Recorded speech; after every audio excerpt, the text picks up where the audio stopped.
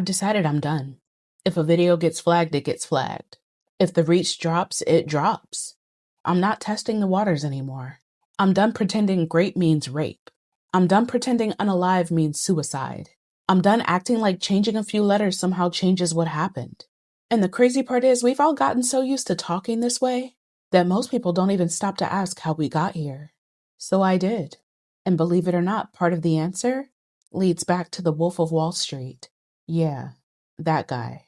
See, back in the early days of the internet, companies were trying to figure out a problem that nobody had dealt with before. If somebody posted something illegal online, who was responsible? The person who posted it or the website?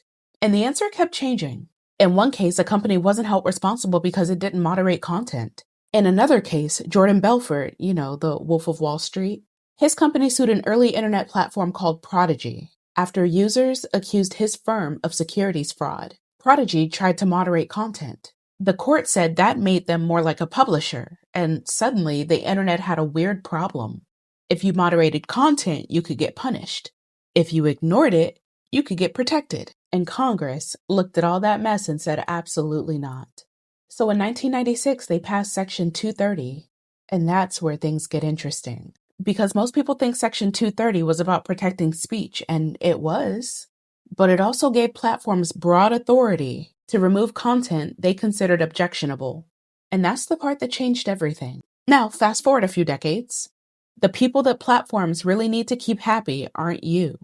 They're advertisers, because advertisers are paying the bills. And advertisers generally don't want their product showing up next to somebody who's talking about death, They don't want them next to people talking about sex, violence, politics, war, mental health.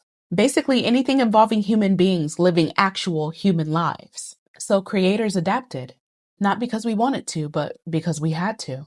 Suicide became unalive. Rape became grape. Sex became segs. And somewhere along the way, we all started acting like this was normal. But lately, I've been thinking about how strange that actually is. Because rape is a real word. Suicide is a real word. Abortion is a real word. Genocide is a real word. Those real words describe real things that happen to real people. And sometimes I think changing the language makes it easier for people to look away from the reality. Then in 2018, Congress passed FOSTA SESTA. The goal was to fight sex trafficking. Nobody's arguing with that goal. The problem is what happened next. Platforms got even more aggressive. Sex education content got removed. LGBTQ resources got removed. People who were just trying to share information suddenly found themselves caught in systems that couldn't understand the difference between education and exploitation.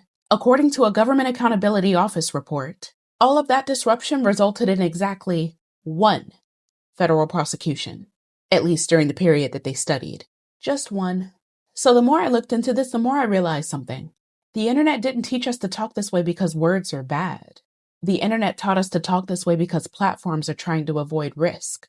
Legal risk, advertising risk, public relations risk. And maybe that's why I stopped caring so much about whether the algorithm likes the words I'm using or not. Because if I'm talking about rape, I'm gonna say rape. If I'm talking about suicide, I'm gonna say suicide. If I'm talking about racism, genocide, violence, abuse, or discrimination, I'm gonna use the actual words. Not because I'm trying to be rebellious, but because the truth is serious enough without turning it into baby talk.